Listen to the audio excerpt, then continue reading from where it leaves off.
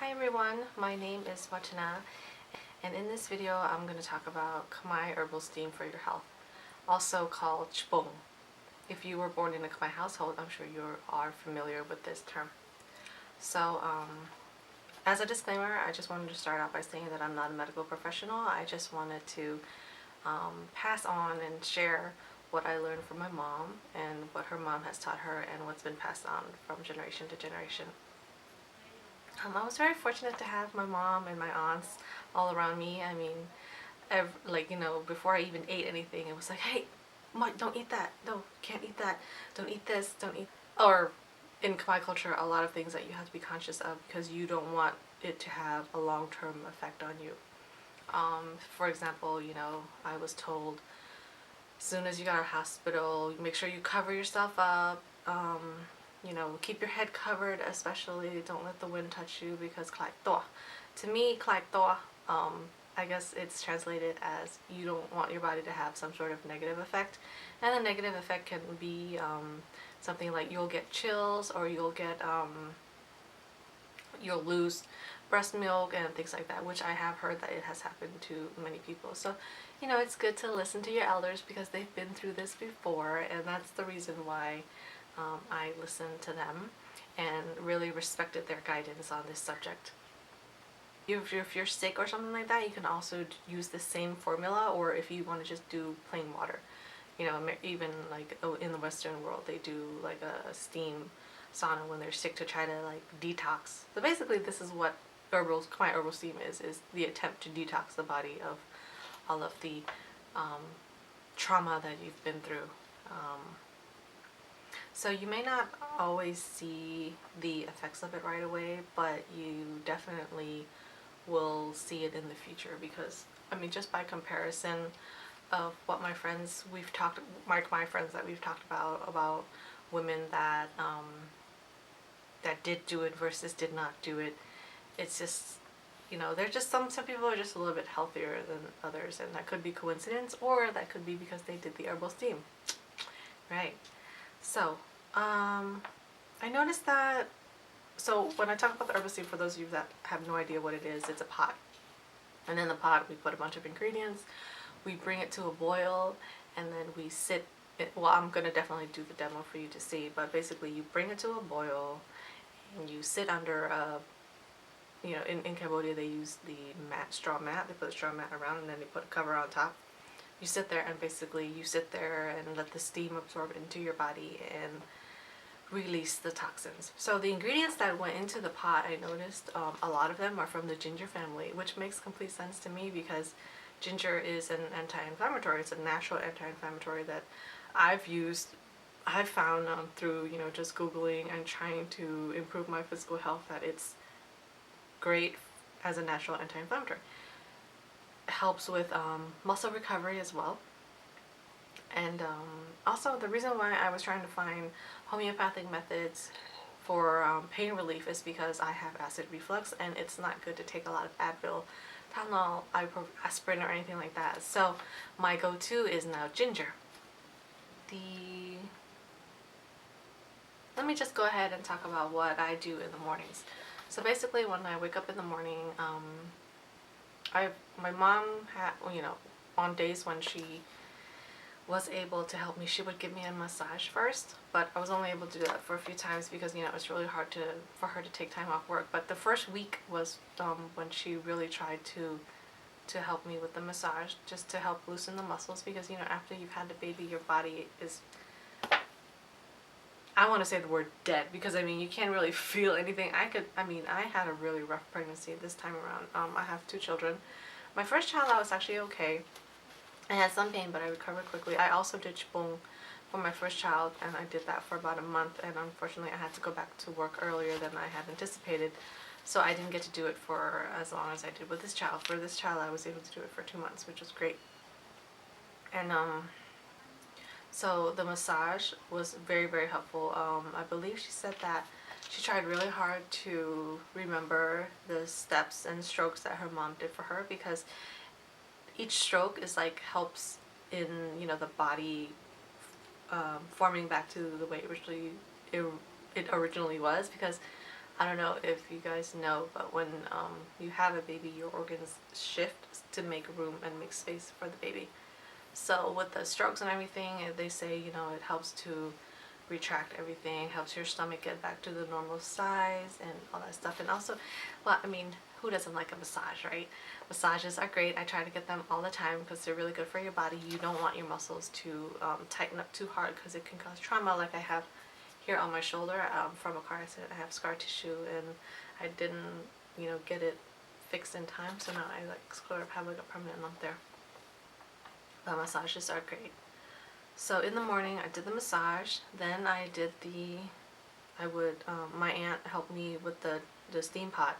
So she would bring it to a boil, let it boil for a little bit, and then I would get in the mat, get on the mat, I'm sorry, not in the mat, on the mat, under the cover, let the steam hit me 30, and I'll describe that more in the demo.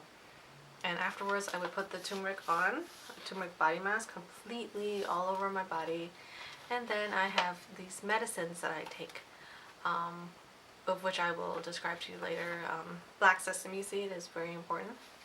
So let me show you the demo, and then afterwards I will tell you the ingredients that go into each item that I used. Thank you. Hi again. So now I will talk about the actual steaming process. The items you will need for this process is, of course, the steam pot that has the fabulous medicinal herbs in it. You will need a pot coaster to put the pot on, a chopstick to help release the steam. You're going to want to put everything on a mat because you definitely don't want to dirty any part of your house because it can actually stain a bit when you put the turmeric on, which is the next part that I will demonstrate. And of course you need to have a king-size comforter, and you want to find a thick one because if it's too thin, then it will not trap in the steam. So what you do is you have your pot coaster here in front of you. Of course, don't do this yourself. You want to definitely make sure that you ask your mom or whomever is helping you with the steaming to do this for you, because you don't want to lift anything too heavy when you just had a baby. It's not good for your muscles. And that leads to other things which we'll talk about later. So you're going to have your assistant take the pot, put it on top of the pot coaster, and you want to get as close to it as possible without actually burning. The best position that I found was sitting Indian style or Cambodian style, which is in Guipap too, which is when you go like this. You know, if you get tired under the comforter, under the comforter, you can definitely change positions under there to be as comfortable as possible. Alright, so you're going to take this big comforter here and just wrap it over. Make sure, can you still hear me? Make sure that you do not have any air holes and gaps. So you're going to have to sit under here with it on top of your head for about 30 to 45 minutes. And if you can stand it, to an hour. So now I'm going to open it up so that I can show you how to really slowly release the steam. So you have this pot here, and you don't want to just go ahead and open it like that, because then you'll probably get a steam burn, or it'll be too hot that you can't stand, and you will release it too quickly and you won't be able to be in there for about 30 minutes. The main point of this is to make sure that you open up your pores and you know, your body and your face is wet. I mean, your whole body is probably not going to get wet, but most important is your face and your neck. So, to slowly release the steam, you want to take one chopstick and just put it like that. That will be step one. You'll slowly release. You will slowly start to feel it getting hot. And once it's no longer hot anymore, I mean, you'll feel it when you're under the comforter, whether or not you need to open it up some more. So once all the steam, enough steam has come out to the point where you think you need more steam, then you just scoot the chopstick forward, releasing more steam. Scoot it a little bit more, and then eventually, you know, you'll have the pot open all the way like this, and that's probably when you're about 30 minutes into the process. And if you feel like you're running out of heat, you just want to take the chopstick and you want to stir to basically release all the heat pockets in the concoction that we have here, our special brew. And then once you feel that either you can't stand it anymore because it's definitely really, really hot, or if you've run out of steam, then you can basically, you know, remove the comforter and, you know, ask your assistant, your mom, to remove the pot. So after you finish steaming comes the next part, which is the turmeric mask. So you want to ask your assistant to remove the pot, make sure that it's out of the way.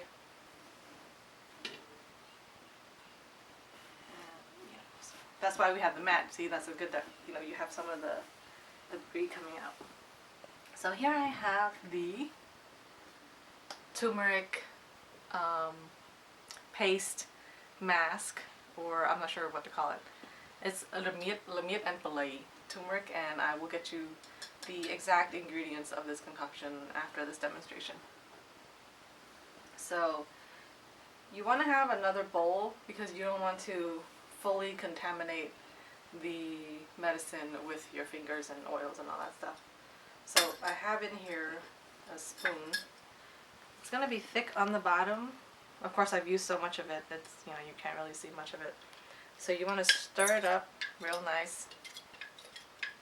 Make sure that the medicines are evenly distributed. And then you probably need about 5 spoons. For me, I use about 5 spoons because I have a lot of area to cover. So I'm just going to put 1 scoop just to demonstrate, because I actually already did this and I finished. So you have it in your bowl there, and really simple, you just take your hand, swirl it around, and you massage it into your body. And of course, the thicker the better, right? The thicker the better. Of course, you'll notice that it's going to be a little bit yellow, and just as a warning, even though you wash it off and scrub it, oh yeah, so after you put it on, let me not jump the curve. So after you wash it all over your body, literally full body, toes and everything, so you know you want to get all like up on the legs and the toes and everything. Try not to get the bottom of the feet. And don't forget the face, very important. I usually start out with the face first, then go to the neck, then go to the tummy, then I go to the arms and legs, and then I'll even actually stand up a little bit and get to the bottom. What I didn't say earlier, which I should mention, is that after you finish steaming, make sure you let the steam kind of cool off and let the sweat kind of absorb in first before you start putting on the turmeric paste.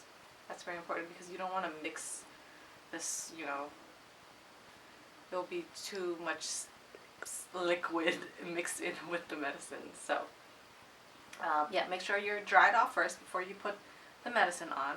And then after you put the air dry, okay, don't go. So make sure you let it air dry for like a few minutes, and then you can put on your medicine. And the same thing, after you put on your medicine, you want to make sure that you leave it on as long as possible. If you can stand it, yeah, make sure that you air dry it. Put it on for as long as you can stand.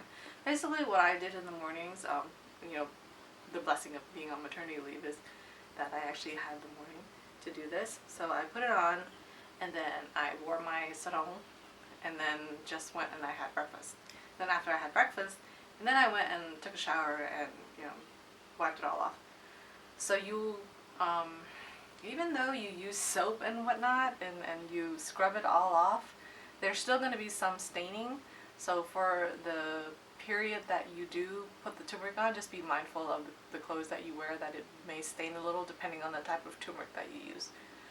If you can find like a beauty product type turmeric, like probably at the Indian store or something like that, that would probably be better, so that will be less staining. But I noticed that no matter which turmeric that I use, it will still stain your clothes.